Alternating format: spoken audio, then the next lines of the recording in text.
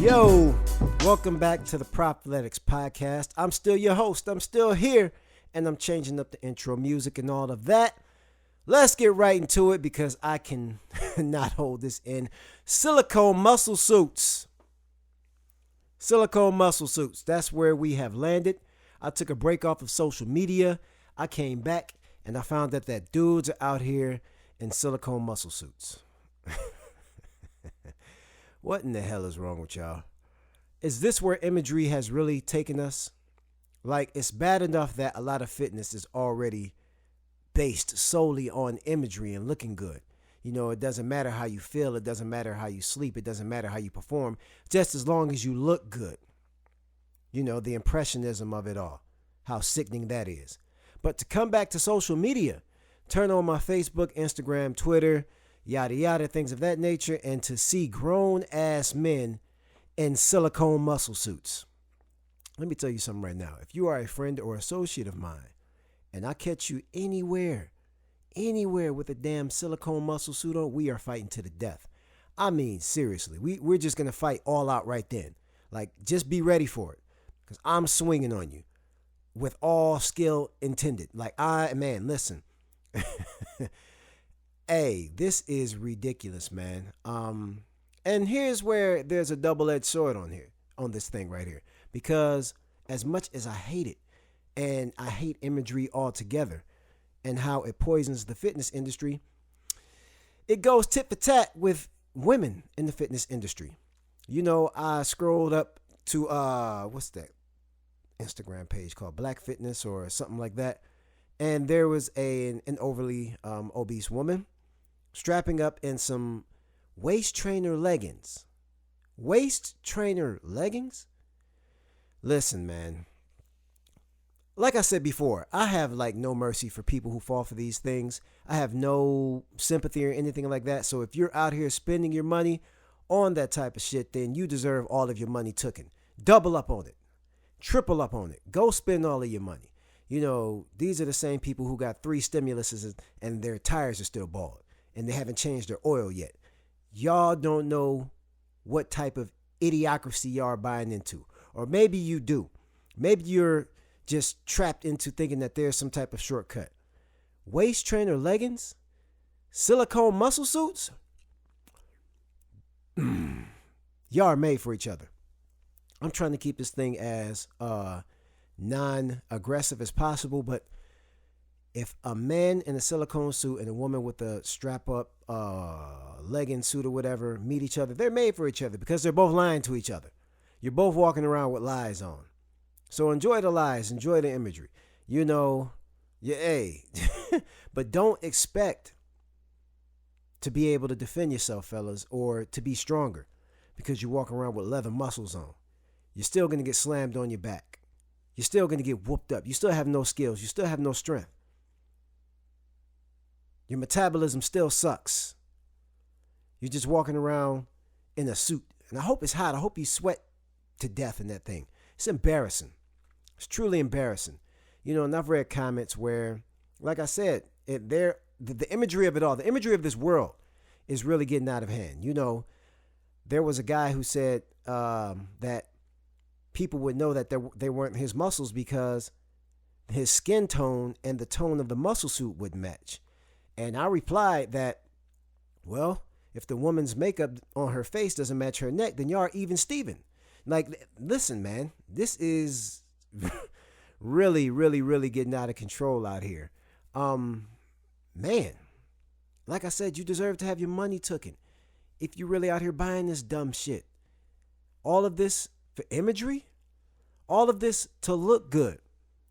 Forget how you perform. Forget how you actually be able to defend your family, right? If somebody walks up on you and your family in the park and slaps the shit out of your wife or, you know, tries to grab your kid and run off with your kid, you and your muscle suit, y'all gonna do it, huh? Where's my super suit? Y'all gonna do it, huh? Y'all gonna get out there and make it happen. Nah, you can't do anything, man. My God, man. Hey, spend your money how you want to. I hope all your stimuluses go to that stuff, man. It's ridiculous. I really hope y'all get what y'all want to out of this imagery, and trying to impress other people or whatever, man. It's a sickness. It's sick. Super sick. I just wonder what's next.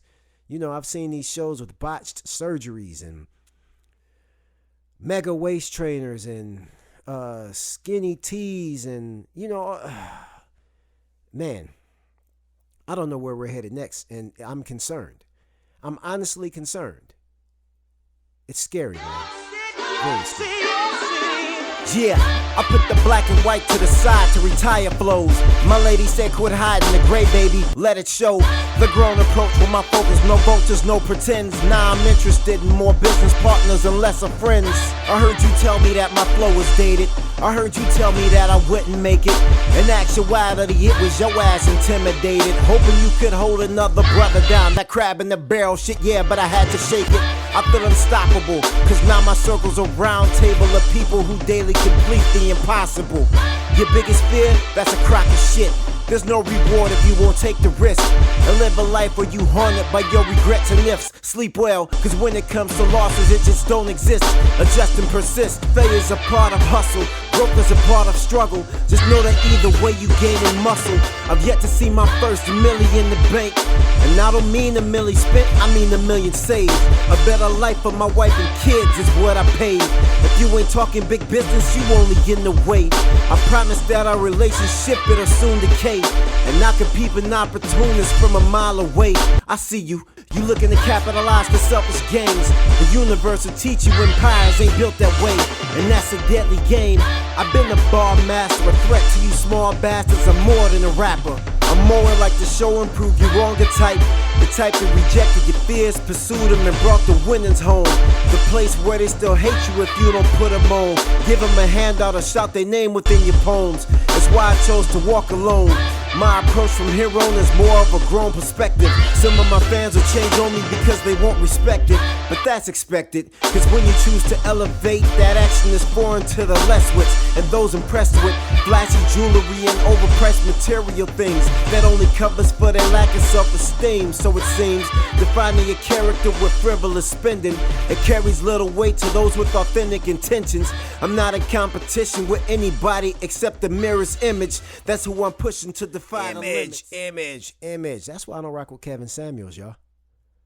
Has he said some things that make sense? Yeah, but it's nothing beyond the obvious. It's nothing new. He's not saying nothing that you don't know. It's just the fact that a lot of guys who are sick of getting bashed have someone, they're a spokesman now, so they've thrown the cape on this guy, whatever. He's not saying anything new.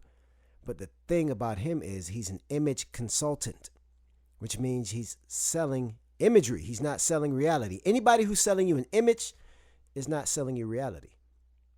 It's not. From him to Derek Jackson to whoever else, they're selling imagery. They're not selling reality. Obviously, with Derek Jackson, he was selling straight imagery. My gosh. But anyway, man, I got asked why I don't talk about too much, on the political side about what's happening out here with black people and things of that nature. The honest truth about that is because you're not going to like what I have to say about a lot of that stuff, man. As far as getting results, from the things that are happening to us out here, the police murders, police brutality, things of that nature, which have always taken place. I need to wind up cooperating with a group of people who will do things besides blackout for one day. A one-day blackout. That was you all's idea.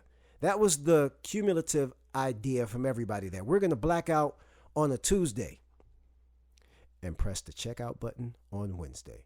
That, or, buy the things that you need the day before on Monday. The idea of a one-day blackout. One day. And y'all expected change. Y'all expected, waves. We're really going to make some waves now because we're blacking out for one day. So we're going to leave all of our shit in the Amazon cart on Tuesday. Blackout Tuesday. One day of protest. And then when they jack the prices up on Wednesday, we'll press checkout to get all the money back to them. Idiocracy, man. Our plans that we make as black people are too safe. Too safe. Every black person who has made history in this world has a criminal record. But we're too busy trying to make it safe. We want to come home to our wife and kids every day or to our families every day.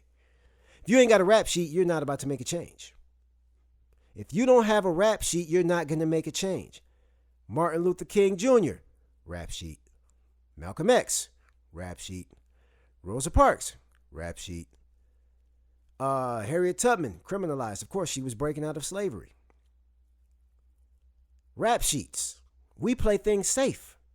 There is no safe way to change. There is no safe way to change. Nobody wants to make those type of sacrifices. And a lot of us are going to have to kick the bucket to make that change. A lot of us are going to have to leave this world, have to check out. It just is what it is for that type of change that you all are wanting. But everybody is playing it safe. Everybody wants to play it safe just enough. Just get close enough to the fire to feel the warmth, but you don't want to jump in. No, we got to go through hell. A one-day blackout. What the hell was that supposed to do? Stop the economics for one day. We so bad with money as a collective that we thought one day was really going to do it. Really? Now, did I participate in the one-day blackout? Yeah, and more than that. But, yeah, I participated. Just to show solidarity. I knew it was a dumbass idea because it was only one day. I knew it was stupid. We don't have the economic basis for independence. Where's our automotive shops? Where are our farms? We have some farms, but we're not supporting the farms. We don't have the economic infrastructure to run independently. And a lot of you out here who are trying to break the curse of generational wealth and be the first generation rich of your family, you're following the wrong blueprint. Your Robert Kiyosaki's, your Dave Ramsey's. Do they say things that make sense? Yes. But here's the thing. That's not the blueprint for you to follow all the way. You're following the blueprint of the blueprint. They are generations ahead of us in wealth. So you're following a third or fourth generation wealth nut already. They were born into that shit. You got to go back a few generations. You got to go back to Dave Ramsey's dad or Dave Ramsey's granddad or Dave Ramsey's great-granddad. The person who made the sacrifices in order to build that wealth. See, we're not to that stage as to where we can go out here and buy real estate and flip the real estate and, go from there because we're not buying the real estate all the way. We're taking a loan to buy the real estate, hoping that somebody rents the property and hoping that somebody, buys the property and that we can flip it. So you're jumping into the real estate game. That shit ain't for all of y'all. That shit's not for all of us. It's definitely not for my black ass. It's not. That shit is for generations down the line. If you're trying to be first generation rich, you need to look at the blueprints of the blueprint. You've got to go back. We're behind in generational wealth. Behind. So stop trying to match the current individual who you see in another ethnic class. They're generations ahead. Asians have got some sort of reparations. Jews have gotten some sort of reparations. And white people have never needed reparations. So if you're trying to be FGR, first generation rich, you have to make the sacrifices, which means the current generation is not going to be able to do the things. We're going to drive the shitty cars. We're going to drive the old cars. We're going to have the smaller house notes or the no house notes. That's this generation. That's you. That's me. Unless you've already been, established. Maybe your generation, or maybe you're coming from one of those families as to where you all were well off and you've already had the first generation rich, sacrificee. But the first generation rich sacrificee has to be a sacrificer. Y'all are following the blueprints of the rich already. That ain't your blueprint. All right? Yeah. be back after this. They say you supposed to dream big, but I say you supposed to live even bigger. Yeah. To my wife, yeah, I love you to life. To my son and my daughter, I love you to life. To my brothers, yeah, I love you to life. To my moms and pops, yeah, I love you to life. I got big dreams, the type of dreams to make me sacrifice sleep, to where I feel the only rest between the day is a blink. My grind is shameless. I used to be hesitant, wouldn't say this, but now I'm hoping everybody adds me to their playlist. Dreams of ownership, vacation houses in the Dominican to go adrift, escaping the rat race, returning recalibrated. Toasted with champagne, saying damn it, we made it. I'm working to create it. That's why I take the type of risk that you consider hard. With great risk comes a better reward. The journey itself will make me the lesser adored. Criticism sounds minimal while I'm sitting ashore. Never let them tell you that money making is how you lack love. It ain't the root of all evil, I'm seeing it's the lack of. So go after whatever your passion is, no matter what they scream. They ask what you doing, you tell them you got big dreams. Big dreams, big dreams, big dreams. Big dreams, big dreams, big dreams, big dreams, big dreams. My grind is turning dreams to realities. Big dreams, big dreams, big dreams, big dreams, big dreams, big dreams, big dreams, big dreams, big dreams. My grind is turning dreams to realities. No more putting on the brakes, now my vision's clearer. The only person who can stop me looks me in the mirror. The hunger for success on the daily will bring me nearer. Reaching my potential is something I'm not in fear of. No matter the situation, the grind I'm faithful to. No telling where your faith and hard work will take you to. The only line I see is the finish when I'm involved in with dreams of owning hundreds of acres of land abroad. With only one life to live, I promise to give all that I can give. Not only for myself, but for my wife and for my kids. Plus whoever might be inspired from hearing this. Cause what I found out is when people see you succeeding in your lane, you give them permission to do the same. So should my journey heighten your esteem, forever operate within the green. They ask you what you doing, you tell them you got big dreams. Big dreams, big dreams, big dreams, big dreams, big dreams, big dreams, big dreams, big dreams. My grind is turning dreams to realities. Big dreams, big dreams, big dreams, big dreams, big dreams, big dreams, big dreams, big dreams, big dreams. My grind is turning dreams to realities. Yo, back at it. Listen, man. There is a difference between gym strength and whoop-ass strength.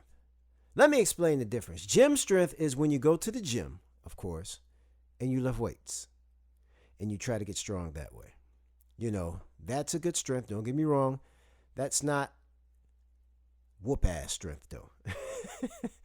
Whoop-ass strength is farmer's strength. You know, somebody who's out all day in the farm, moving shit, picking stuff up, dragging bales of hay, wheelbarrows, shoveling. Like, yeah, the time you spend in an office, 10 to 12 hours, they're out there in the farm flipping, flipping hay and digging holes and, work. Farmer's strength. People who, put roofs on houses. I got a roof put on my house this past weekend, and I seen these guys, man, smaller guys going up, the contractors going up the ladder with slabs of roof on their shoulders. They just hike this shit up on their shoulders and go straight up to the roof like it's nothing. They're not big though, but they're ox strong. The head contractor, short guy, smaller than me. I gave this guy a fist bump, and his fist was like it had elephantitis or something. Like his fist was huge. And I'm like, what in the hell? People who lay concrete work, laborers get that farmer's strength. While a lot of you out there are trying to get that pretty strength. You lay on the bench and, you throw that up and, you isolate that chest muscle and all of that stuff.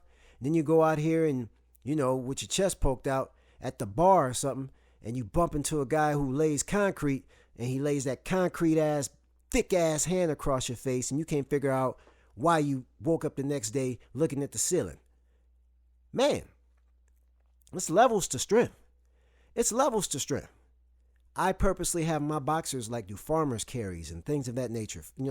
Flipping tires and, get past the pretty shit. Like, And once again, it falls back into imagery because y'all want to look good and impressive and get a whole lot of likes on Instagram and, impress people in the gym who don't give a shit about what you're doing. This imagery is destroying y'all. But you are missing a lot of quality work, a lot of quality strength that you should be getting. Because I do feel like one of the aspects of fitness should be you gaining strength and being stronger. There's no need of looking like you're strong if you're not strong. Because there are a lot of people out there who look strong, big as hell, muscles big as hell, but are weak as water. And then you've got the guys who actually, like I explained, the laborers who have that farmer strength. They'll shake your hand and bring you to your knees. Hey, those are the real dogs right there. They're the real strength, the real laborers. There are levels to strength. A lot of people work on a linear plane. When you're in the gym, you push straight, you pull straight. When you squat straight up and down. You do leg extensions. Everything is linear, forward, backward, forward, backward. But when you're outside doing labor, you're rotating and you're picking shit up off the ground and you're turning and you're twisting. There is a whole dimension of strength and development that is being missed and overlooked. That rotary strength is a mug. Rotary strength is where boxing is. It's where fighting is. Kicking, punching, rotary strength. It comes up. It's cylindrical. It comes up out of the ground. So while you're out here just focusing on looking good, there are people who actually can look good and still whoop your ass to death. It's a whole difference, out here. It's a different ball game. So, yeah, man, levels to this strength game, man. Get into some real strength. Go buy a sledgehammer from Home Depot and go to these gyms that just leave their tires outside and go slug the tire and then go flip the tire. And, run some sprints. Do something that, requires some grit, especially you fellas, man. Fellas, we got to get back to gritting. We got to get back to putting in some real hardcore work. It's a lot of soft-built fellas out here and a lot of soft-natured fellas. Like I said, we get the the pat on the back for attempting, and not succeeding. We've got to stop that. We got to get back to hardcore work, fellas. We got to sweat. We got to grit. We got to grind. We got to get back to doing what we need to do. That's our natural instinct to do that. It's not our natural instinct to be sitting down behind a chair with artificial lighting, getting vitamin D deficiency, sitting on our asses all day on the computer, pressing numbers. That's not us. We should be working. We should be grinding. We should be sweating. That's why I tell all the fellas I know, hey man, get into some boxing. Get into the boxing. If you're a trainer, if you're a client of mine and you're a male, I've at least talked to you 3 times about getting into some boxing. Get that stress relief too. Get out here, get into some combat training. A lot of fellas can't even defend their families. You can't defend your family, man, and that's an issue. You shouldn't feel like a man if you can't defend your family. Just imagine, man. Imagine, being taken advantage of in front of your family, in front of your wife and kids. We're supposed to be gladiators, man. We're supposed to be tough. But we're in this cupcake society. We're congratulated for being soft. Congratulated for coming in the 2nd, 3rd, 4th, 5th, and not even placing it all. You get a trophy too, Mr. Not even placing it all. We got to get back to our thing, fellas. And this has nothing to do with what's that term they use? Toxic masculinity. Listen. First of all, I hate the word toxic. I hate the word woke. I hate the word toxic. I hate the word empath. All of these new things that people are. Everybody seems to be one nowadays. Everybody's a woke empath who's toxic or whatever, man. I hate all of them. Get them all out of here. But whatever the hell toxic masculinity is, this shit ain't it. This is us reclaiming a good portion of our manhood. It should feel good to be a man after a hard day of work. A little bit of labor. If you have the time to do it, more than a little bit of labor. Get outside and cut your own damn grass. And get the push lawnmower. Not even the lawnmower that has the auto thing on it. You push a little button, boom, and it takes off for you. Nah, I don't have one of those. Now, I do have a riding lawnmower for my backyard because it's big as hell. But the front yard, I'm pushing it. Get a push more. Weed eat. Man, you'll be amazed at the thoughts that go through your head while you do stuff like this, too. Like, it's liberating, man. You get a chance to think. You get a chance to, and people wonder why they're so out of shape. It's because we drive everywhere. We drive everywhere, man. Like back in the days, when you were a kid, you rode a bike. You got outside, you played all day, you had fun or whatever. But now that we got these motor vehicles, we drive everywhere. We sit on our asses. Okay, so let's count the ass to chair ratio. We wake up in the morning. We get our coffee and depression because we've got the news and coffee, right? Then you sit right back down in a car to drive to your commute to work. Your commute to work could be 30 minutes plus, 30, 45 minutes, depending on where you live. Or you could even ride public transportation. The subway, the bus, whatever. But anyway, you're back on your ass. Then you get to work, and guess where you end right back up at? That's right, on your ass, right there in the cubicle or whatever, assembly line or whatever the case is for most people. You're sitting on your butt. Everybody's looking for a sit-down job, right? So you've been on your ass for the half of the day since you've been up already. And then it's time for what? Lunch break. Boom. So what are you going to do? You're either going to go sit on your ass in the car and eat lunch, or you're going to sit at your desk on your ass and eat lunch, or you're going to sit somewhere and eat lunch again. And then guess what? It's time to go back to work for more ass sitting. So after that ass sitting, guess what? You get in your car and you drive your ass home by sitting back on your ass in the car. Man, this is the reality of it, man. And then guess what? After you've got this long, stressful day being around people you really don't want to be around, wanting to slap the hell out of a coworker, you hate your job, people stressing you out doing dumb stuff, guess what you end up doing? Coming home, being stressed out, depressed, sitting on the couch, binge watching Netflix, or more depressing news. Not that you're already not depressed enough because you just left a job that depresses the hell out of you, but you got to get more depressing news about local, city, state, and worldwide depression. And then you try to go to sleep at night after sitting down again and eating dinner. Sit world. That's where we're at. That's where we're at, man. We got to change this. We've got to change this notion, man. We've got to change our lives. Does that not sound like depression, the day that I just described? That's 5 days out of the week for a lot of people, 6 who have mandatory overtime. That's 5 days out of the week. No wonder people go out and drink on the weekends or whatever and try to, inebriate themselves. Not saying I condone it, but man, they try to numb themselves from that type of day on the weekends, starting Friday night. If you're depressed all the time, of course, you're going to reach for those antidepressants. And a lot of people's antidepressants are cigarettes, they're alcohol. Unfortunately, it's going beyond that at this point in time, but yeah. We have to change these depressing lives. Get outside. Get your butt outside. Go fly a kite with your kids. Go ride a bike with your kids or something. Take your kids to a park, a nature walk. Go walk a trail. Go do something. Something active. Plant a garden with your kids. Something small. But like I said, cut your own grass. Start getting off your ass, man. This on your ass society is poison, man. It's poison physically and mentally. That's all I got for y'all today, man. I hope y'all have a great day. I hope y'all really think about the things that I said today.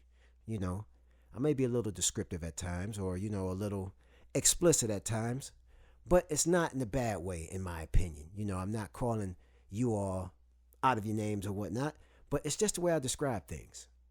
So I hope you all get the point. I hope you all do better. I hope you all change your lives, man. Let's do a synopsis real quick. I hope you change your life as far as your activity levels. I hope that you change your life as far as, man, possibly your careers. I hope that you stop chasing images and imagery. I really, really, really hope that, man. I really hope that. And I hope you get outside and get some activity and get some vigor back into your life. Fellas, let's do this thing, man. Let's get active, man. As men. All right? Peace.